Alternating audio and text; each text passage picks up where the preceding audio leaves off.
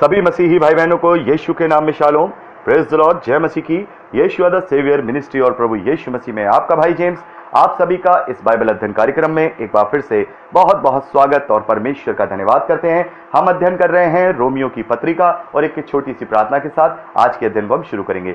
Hallelujah, धन्यवाद पिता परमेश्वर, धन्यवाद आपके अद्भुत रीति वाले प्रेम के लिए जो आपने अपने इकलौते पुत्र को देकर हम सभी पर प्रकट किया। धन्यवाद करते हैं आपके अनुग्रह के लिए, आपके तमाम आशीषों के लिए।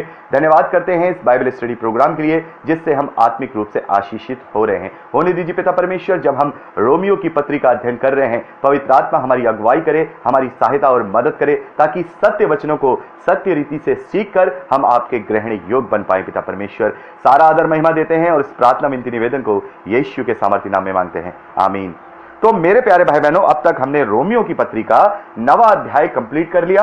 अब समय है कि हम 10वें अध्याय की ओर चलें। तो यहां पर जब हम पहले वचन से 10वां अध्याय रोमियो की पत्री पढ़ते हैं तो यहां पौलुस लिखते हैं, हे भाइयों, मेरे मन की अभिलाषा और उनके लिए परमेश्वर से मेरी प्रार्थना है कि वे उद्धार पाएं, क्योंकि मैं उनकी गवाही देता हूं कि उनको परमेश्वर के लिए धुन रहती है, परंतु बुद्धिमानी के साथ नहीं, क्योंकि वे परमेश्वर की धार्मिकता से अनजान होकर और अपनी धार्मिकता स्थापित करने का यत्न करके परमेश्वर की धार्मिकता के अधीन ना हुए, क्योंकि हर एक विश्वास करने वाले के लिए धार्मिकता के निमित्त प्रभु यीशु मसीह व्यवस्था का अंत है। तो यहां पर हम देखते हैं ये जो बात पौलुस लिखते हैं ये उन अपने इजरायली भाइयों के लिए लिखते हैं, उन यहूदियों के लिए लिखते हैं, जिसे हमने पढ़ा था 9वें अध्याय में दूसरे वचन में कि पौलुस उनके लिए बड़े शोकित थे।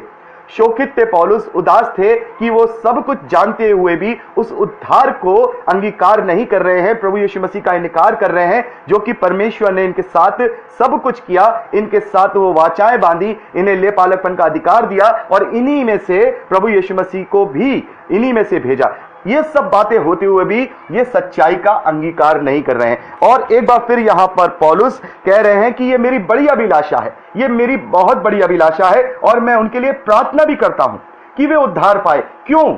या पौलुस कहते हैं मैं उनके लिए इसलिए प्रार्थना करता हूं क्योंकि मैं उनकी गवाही देता हूं, मैं जानता हूं, मैं अपने उन इजरायली भाइयों को, अपने उन इजरायली कुटुंबियों को जानता हूं, मैंने देखा है उनको परमेश्वर की धुन रहती है, वो हमेशा परमेश्वर के कामों में लगे रहते हैं। लेकिन यहां पर पौलुस कह रहे हैं बुद्धिमानी के साथ नहीं, यानी कि वो जो कर रहे हैं, वो जो परमेश्वर की धुन में लगे हुए हैं सच्चाई के साथ, लेकिन वो बुद्धिमानी के साथ नहीं लगे हैं। और प्रभु यीशु मसीह कहते हैं कि तू अपने प्रभु परमेश्वर से पूरे मन, पूरे प्राण, पूरी बुद्धि के साथ प्रेम रख, और यह व्यवस्था की भी आज्ञा है। पौलुस कह रहे हैं कि जब हमें बुद्धि को दिया गया है तो हमें बुद्धि को इस्तेमाल करना होगा। सालों से, सैकड़ों सालों से परमेश्वर ने अपने लोगों के द्वारा, भविष्यवक्ताओं के द्वारा मसीहा के विषय में भविष्यवाणियां करा दी थी, और जब हम उन्हें हर हफ्ते पढ़ रहे हैं फिर भी हम उनकी अपनी बुद्धि का इस्तेमाल नहीं कर रहे हैं। वही बात कर रहे हैं जो हमारे याजक या हमसे जो फरीसियों के सरदार हैं, शास्त्री हैं, वो जो हमसे कह रहे हैं हम वो मान रहे हैं। हम अभी तक उन बंधनों में बंधे हुए हैं। पौलुस कह रहे हैं इजरायली अभी भी जो व्यवस्था है उसके बंधन में बंधे हुए हैं, जबकि प्रभु यीशु मसीह उन्हें आत्मिक व्यवस्था देने आया है, उन तमाम कार्यों से उन्हें स्वतंत्रता देने आया है जिससे कि वो विश्वास के द्वारा धर्मी ठहर सके और उद्धार को प्राप्त कर सके। तो ऐसा हम अक्सर देखते हैं, चाहे हम अन्य जातियों में देखें, चाहे हम मसीही विश्वासियों में देखें, और यहां पौलुस इजरायलियों में देख रहे हैं कि वो लोग परमेश्वर की धुन में हैं, वो लोग परमेश्वर की खोज में हैं, वो लोग अटूट विश्वास करते हैं परमेश्वर पर, लेकिन उनका जो रास्ता होता है वो गलत होता है, क्योंकि वो बुद्धिमानी के साथ नहीं बल्कि अपने पुरखों के द्वारा, अपने बुजुर्गों के द्वारा, माँ बाप के द्वारा जो विरासत उन्हें दी है उसको ही फॉलो करते हैं। चाहे वो अन्य जाति हम देखें, चाहे मसीही विश्वासी जो परंपराओं को आज भी फॉलो करते आ रहे हैं, अपने पूर्वजों को देखते हुए, अपने माता पिता को, अपनी कलीसिया को देखते हुए वही करते चले आ रहे हैं। चाहे वो इजरायली हैं, उनको उद्धार मिल रहा है लेकिन वो फिर भी बंधनों में बंधे हुए हैं, बंधन से छूटना नहीं चाहते, अपने आप को उन्हीं चीजों से धर्मी बनाना चाहते हैं। यही हाल हम देखते हैं मसीही विश्वासियों का, और यही हाल हम देखते हैं अन्य जातियों और अन्य धर्म के लोगों का, कि उनमें सच्चाई तो होती है, वो परमेश्वर से डरते तो हैं, सच पे तो चलते हैं, लेकिन फिर भी अपनी इस ईमानदारी को, अपने इस विश्वास को वो पूरी तरह से व्यर्थ कर देते हैं, क्योंकि वो बुद्धि का इस्तेमाल नहीं कर रहे हैं, क्योंकि वो सच्चे उद्धार को नहीं पहचान रहे हैं। वो सब चीजें जो उन्हें दी गई उसी को बस अंधविश्वासियों की तरह उसको फॉलो करते आ रहे हैं। जैसे एक मसीही जो कलीसिया है हम देखते हैं, उसके अंदर ये सारी चीजें होती हैं, माता मरियम की पूजा करना है और रोजरीज हैं, बहुत सारी चीजें हैं और संतों के द्वारा जो प्रार्थना करना है, ये लोग अपने चर्च में सुन रहे हैं, देख रहे हैं, अपने माता पिता को करता हुआ देख रहे हैं, अपने दादा दादी को करता हुआ देख रहे हैं, तो उन्हें लग रहा है कि यही सही है। वो उन बंधनों में से छूटना नहीं चाह रहे हैं, बल्कि उनके पास सत्य का वचन है, वो बाइबल को पढ़ सकते हैं। किसी की बाइबल अलग नहीं है, ना किसी कलीसिया की बाइबल अलग है, ना दूसरी कलीसिया की बाइबल अलग है। सभी की पूरी दुनिया के अंदर जो बाइबल है वो एक है। वो बात अलग है, किसी में एक आध दो पुस्तकें कम या ज्यादा है, लेकिन जितनी भी है वो एक है, उनमें कोई कंट्रोडक्शन नहीं है, वो सब समान है। लेकिन फिर भी वो अपने बंधनों से आजाद नहीं होना चाहते हैं, फिर भी वो पढ़ना नहीं चाहते हैं, फिर भी वो सीखना नहीं चाहते। तो मेरे प्यारे भाई बहनों, हमें सीखना होगा, हमें जानना होगा। आपको किसी जेम्स की, आपको किसी पादरी की, आपको किसी बिशप की बातों को नहीं सुनना है, बल्कि जब वो बोले तो उसमें से आपको वचन को सुनना है कि ये जो वचन बोला जा रहा है ये वाकई में ही बाइबल के थ्रू है, पवित्र आत्मा की सामर्थ्य है कि नहीं।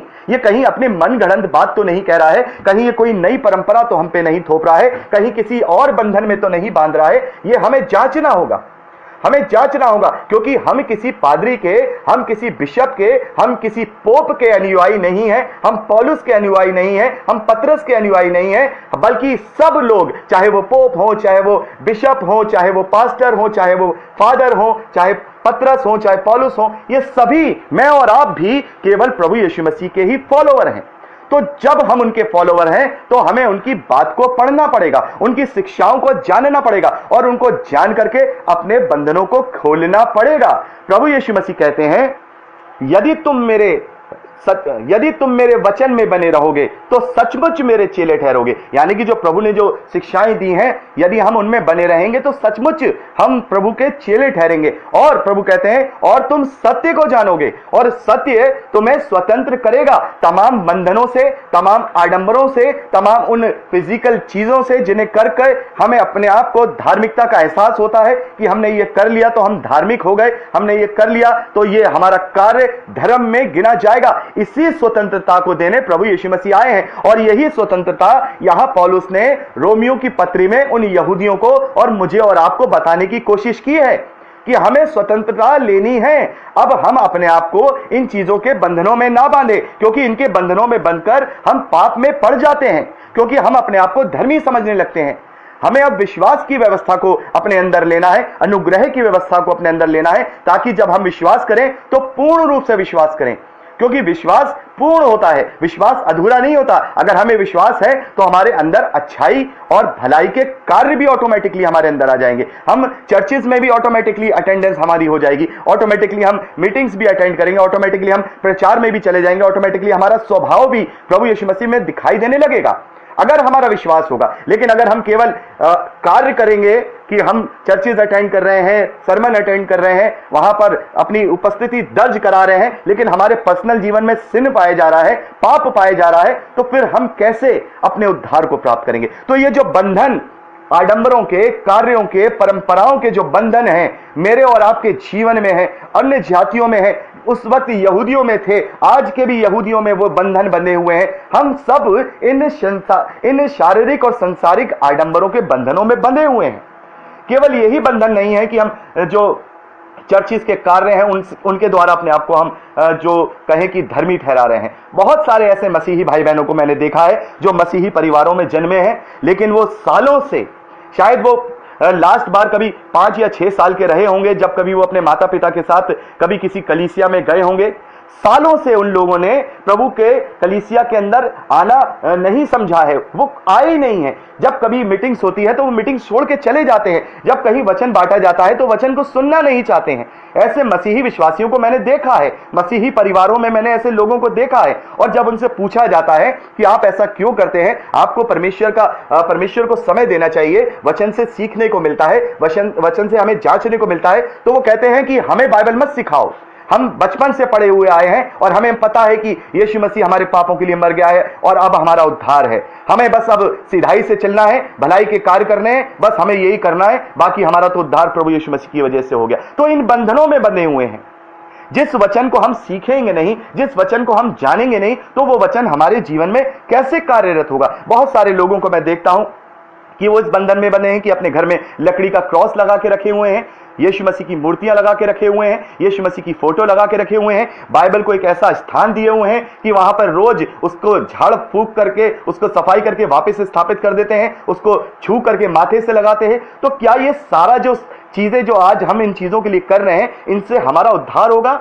नहीं। ये बाइबल जब बाइबल बनता है, ये बाइबल जब पवित्र बनता है, जब ये वचन हमारे जीवन में लागू होते हैं। अगर ये वचन हमारे जीवन में लागू नहीं हो रहे हैं और सुबह से लेकर शाम तक हम बाइबल पढ़ते जा रहे हैं, रिपीटेशन करते जा रहे हैं, तो उसका कोई लाभ नहीं। हम उससे अपने आप को धर्मी ना समझें कि हमने सुबह 15 मिनट बाइबल पढ़ा, प्रार्थना करके घर से निकले, शाम को हम 15-20 मिनट बाइबल पढ़ते हैं, फिर हम प्रार्थना करके सोते हैं। उससे परमेश्वर को कोई सरोकार नहीं है। हाँ, वो आपकी धार्मिकता मानी जाएगी, वो अच्छे कामों में माना जाएगा, लेकिन यदि आपका पूरा दिन परमेश्वर के विरोध में गुजरा तो फिर ऐसी चीजों का क्या लाभ? लाभ तो तब होता कि आप जो सीख के गए सुबह, उस प्रेम को अपने मन में लेके जाते, उस वचन को अपने मन में लेके जाते और उस वचन को अपने जीवन के द्वारा पूरा करते। तब क्या होता? ये वचन रहमा बन जाता, जीवित बन जाता, ये वचन जीवित हो जाता मेरे अंदर। तब मैं इसको सच्चा सम्मान और इसमें उद्धार को पा पाता। तो ये जो बंधन है हमारे जीवन के अंदर, जो उन यहूदियों में वो बंधन थे, जो अन्य जातियों में भी ये बंधन है कि जो माँ बाप ने कह दिया वही कर रहे हैं। अरे बुद्धि लगाइए, बुद्धि लगाइए, चाहे वो किसी भी डिनोमिनेशन का हो, मसीही विश्वासी हो, चाहे अन्य जातियों से हो, अन्य धर्मों से हो, वो बुद्धि लगाए। उनको एक पैरामीटर यहां दिया गया है। वो ये नहीं कह सकते कि हमारे पास ये पुस्तक नहीं थी, कि हमारे पास ये पुस्तक नहीं थी। उन्हें पैरामीटर दिया गया है, वो बुद्धि को यूज करें, वो उसे खोजें, तब वो सत्य को जानेंगे। और जब वो सत्य को जानेंगे तो फिर वो उद्धार को प्राप्त करेंगे। तो यहां पर पौलुस कह रहे हैं, हे भाइयों, मेरे मन की अभिलाषा उनके लिए, परमेश्वर से मेरी प्रार्थना है कि वो उद्धार पाएं। वो लोग जो सच्चाई से तो परमेश्वर के पीछे हैं, लेकिन बुद्धिमानी के साथ नहीं। बहुत सारे ऐसे भाई बहन हैं जो सच्चाई से, अब बड़ी एक कलीसिया है, रोमन कैथोलिक चर्चेज हैं, उसमें हम देखते हैं बड़े वो सच्चाई से हर एक चीज करते हैं, बड़ा सेवा भाव है उनमें, प्रेम है, सारी चीजें हैं, लेकिन वो कुछ एक बातें ऐसी कर देते हैं जो मसीह के विरोध में है, मसीह की शिक्षाओं के विरोध में है। तो क्या होता है? एक दो चीजों की वजह से ही उनका सारा आत्मिक जीवन क्या हो जाता है? नष्ट होने की कगार पे आ जाता है। क्यों? क्योंकि वो समझना नहीं चाहते। नहीं, हमारे फादर ने ये किया है, हमारे माँ बाप ने ये किया है, हम तो पुरखों से ये करते आ रहे। एक बार मैंने ऐसे ही एक भाई से बात की कि ब्रदर, ये मूर्ति पूजा ठीक नहीं है। मदर मैरी हमारी जिंदगी में वो हमारे लिए इज्जत के योग्य हैं, वो धन्य है, लेकिन पूजनीय नहीं है। वो खुद परमेश्वर की आराधना स्तुति किया करती थी। तो वो मुझसे बोले कि आप मुझे क्या समझाएंगे? हमारे बाप दादा पुरखों से 2000 साल से यही करते चले आ रहे, तो वो गलत थे। अब आप नए नए आकर के हमें सिखा रहे हैं कल के बाइबल पढ़े हुए, वो गलत हैं। जो बिशप और पोप बैठे हैं उन्होंने बाइबल नहीं पढ़ी होगी। मतलब ये सोच है उनकी कि वो क्या वो बाइबल नहीं पढ़ते होंगे, वो क्यों गलत बोलेंगे? मतलब मैं बाइबल ना पढ़ूं, मुझे बाइबल पढ़ने की जरूरत नहीं है। वो बिशप ने पढ़ ली और मुझे सिखा दी, वो अच्छी बात है। मेरे फादर ने पढ़ ली और मुझे सिखा दिया, वो अच्छी बात है। पोप ने पढ़ ली, वो मुझे सिखा दिया, तो वो अच्छी बात है, क्योंकि वो तो पढ़ते हैं। अरे भाई, अगर वो पढ़ते होते तो मैं उनके विरोध में कैसे बोलता?